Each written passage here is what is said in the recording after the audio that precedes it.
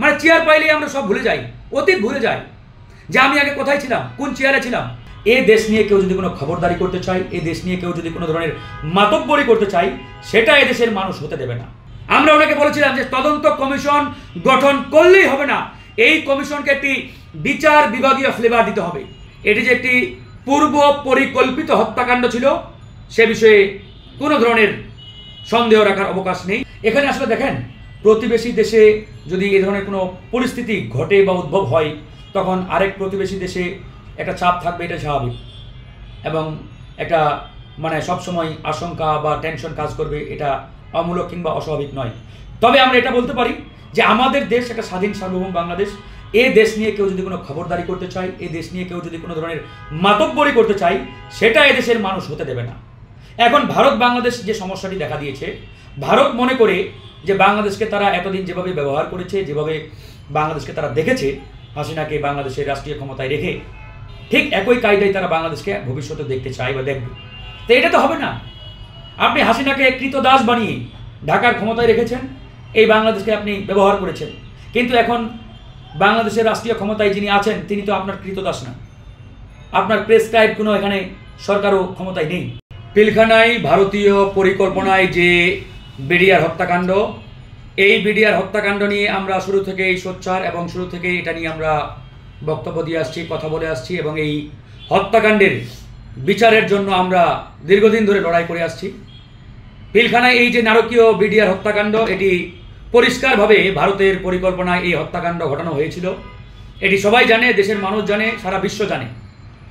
কারণ আপনারা জানেন যে 2008 সালের 29শে ডিসেম্বর যেটি ভারতীয় ইঞ্জিনিয়ারিংয়ের মাধ্যমে নির্বাচন হয়, সেই নির্বাচনে আওয়ামী লীগ ক্ষমতায় আসে।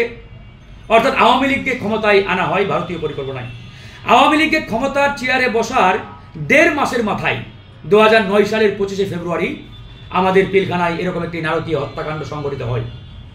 চিন্তা করে দেখেন যে একটা দল ক্ষমতায় বসার মাত্র 1.5 মাসের মাথায় এরকম একটি নারকীয় হত্যাকাণ্ড, সুরক্ষিত একটি এলাকায়, পৃথিবীর ইতিহাসে এরকম কোনো ঘটনা আপনারা দেখাতে পারবেন না। তো সুতরাং এটি যে একটি পূর্ব পরিকল্পিত হত্যাকাণ্ড ছিল সে বিষয়ে কোনো ধরনের সন্দেহ রাখার অবকাশ নেই, এবং এটি পরিষ্কার একটি হত্যাকাণ্ড ভারতীয় পরিকল্পনায় ঘটানো হয়েছিল। আওয়ামী আমলে এই হত্যাকাণ্ডের বিচার হবে না, এটা আমরা জানতাম সবাই, কারণ এই ঘটনা ভারত খনি হাসিনাকে ক্ষমতায় এনে তার মাধ্যমে বাস্তবায়ন করেছে।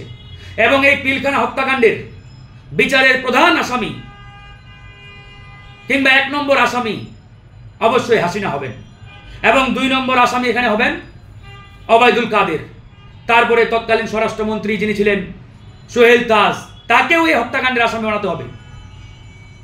আরেকজন রয়েছেন আওয়ামী লীগের আপনার মির্জা আজম, সেও এই হত্যাকাণ্ডের সাথে প্রত্যক্ষভাবে জড়িত। এরকম যারা এই হত্যাকাণ্ডের সাথে জড়িত, এদের প্রত্যেককে আসামি করতে হবে, এদেরকে আসামি করে মামলা করতে হবে। কিন্তু আমরা দেখেছি হাসিনার আমলে 3টি তদন্ত কমিশন গঠন করা হয়েছিল, একটা তদন্ত কমিশন সঠিক রিপোর্ট তারা পেশ করতে পারে নাই। এবং ওই সময় যতগুলো মামলা হয়েছে, প্রত্যেকটা মামলা বানোয়াট, ভিত্তিহীন, মিথ্যা অভিযোগে যারা নিরপরাধ, সেই নিরপরাধ বিডিআরের সদস্যদের বিরুদ্ধে মামলা দায়ের করেছে, এবং অসংখ্য সদস্যকে এখনো কারাগারে বন্দী করে রেখেছে। কয়েক হাজার বিডিআরের সদস্য, বিডিআরের জওয়ান এখনো কারাগারে তারা বন্দী রয়েছেন।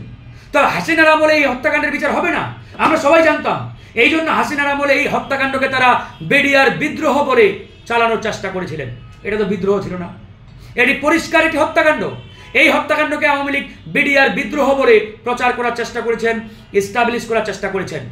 এখন এই ছাত্র জনতার সরকার অর্থাৎ ডক্টর মোহাম্মদ ইউনূসের সরকার ক্ষমতায় আসার পরে আমাদের আশা ছিল, প্রত্যাশা ছিল যে তিনি চেয়ারে বসার প্রথম দিনেই তিনি একটি পুঙ্খানুপুঙ্খ তদন্তের মাধ্যমে জনগণকে জানাবেন আসলেই পিলখানায় কি ঘটেছিল।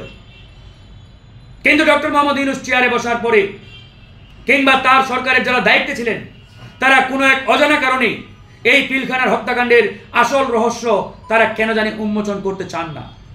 তাদের অনীহা আমরা দেখতে পাচ্ছি যে এই সরকারের কেন জানি এই হত্যাকাণ্ডের রহস্য উন্মোচনে কিংবা তদন্ত করতে অনেকটাই তারা অনীহা প্রকাশ করছেন কিংবা ধীর গতিতে আগাচ্ছেন। আমরা কিছুদিন আগে স্বরাষ্ট্র উপদেষ্টা লেফটেন্যান্ট জেনারেল জাহাঙ্গীর সাহেবের সাথে সরাসরি সাক্ষাৎ করেছি, তার সাথে বৈঠক করেছি এবং তাকে আমরা পরিষ্কারভাবে 3টি প্রপোজাল দিয়েছি যে কিভাবে একটি কমিশন গঠন করা যায়। তিনি সেদিনই আমাদের বলেছিলেন যে আমরা একটি তদন্ত কমিটি করতে চাই, হাইকোর্টের এরকম নির্দেশনা আছে। তখন আমরা তাকে পরিষ্কারভাবে বলে দিলাম যে আমাদেরকে হাইকোর্ট দেখাবেন না, আমরা আপনার আগে থেকে হাইকোর্ট চিনি, হাইকোর্ট জানি। সুতরাং এদেশের ছাত্র জনতা এই সংবিধান আইন কানুনকে ছুঁড়ে ফেলে দিয়ে এই বিপ্লব সাধন করেছে। সুতরাং এই বিপ্লব পরবর্তী বাংলাদেশে আবারও যদি আমাদেরকে হাইকোর্ট দেখানোর চেষ্টা করেন আমরা চুপ থাকবো না। তো আমাদের এই কথা শুনে স্বরাষ্ট্র উপদেষ্টা জাহাঙ্গীর সাহেব বুঝতে পেরেছেন এবং তিনি আমাদের আশ্বস্ত করেছিলেন যে আমরা একটি তদন্ত কমিশন গঠন করব, অসুবিধা নেই।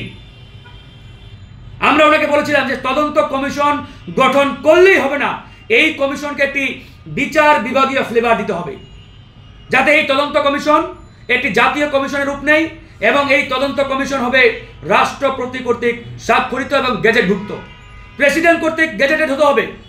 অন্যথায় এরকম একটা মাজা ভাঙ্গা কমিশন গঠন করলে এই কমিশন কোনো আউটপুট দিতে পারবে না। আজকে যদি স্বরাষ্ট্র উপদেষ্টার আন্ডারে একটা কমিশন হয়, এই কমিশন বর্তমান আর্মির প্রধানকে জেরা করার কতটুকু হিম্মত রাখে বলুন তো? কারণ আর্মির প্রধানকেও এখানে জেরা করতে হবে, তাকেও তদন্ত করতে হবে। এই স্বরাষ্ট্র উপদেষ্টার সাথে নিজেও জড়িত থাকতে পারে এই ঘটনায়, এই কমিশন তাকে জেরা করতে পারবে? কখনোই পারবে না। এই জন্যই আমরা বলেছি যে একটি জাতীয় তদন্ত কমিশন গঠন করতে হবে এবং এই তদন্ত কমিশন প্রেসিডেন্ট কর্তৃক গেজেটেড হতে হবে, যাতে এই কমিশন বাংলাদেশের প্রধানমন্ত্রী কিংবা প্রধান উপদেষ্টাকেও নির্ভয়ে নির্দ্বিধায় জেরা করতে পারে। কিন্তু তারা আমাদের কথা শুনে নাই। তারা বানিয়েছেন একজন সাবেক বিডিআর এর ডিজি, আপনার ওই আপনার মেজর জেনারেল ফজলুর রহমানকে প্রধান করেছেন।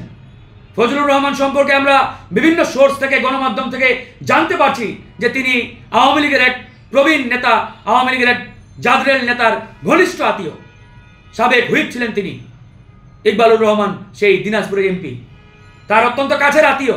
তো এই যদিও অবস্থা, তাহলে তার মাধ্যমে কতটুকু আউটপুট আমরা পাবো, এটা কিন্তু বড় একটা প্রশ্নের বিষয়। আগে যারা মানে যে কাপড় চোপড় পরতো, এখন তাদের কাপড় চোপড় অনেক ডিফারেন্ট, অনেক পার্থক্য। আগে তাদের খাওয়া দাওয়া, লাইফস্টাইল আর এখনকার আসমান জমিন তফাৎ। এরকম তো হতে পারে না।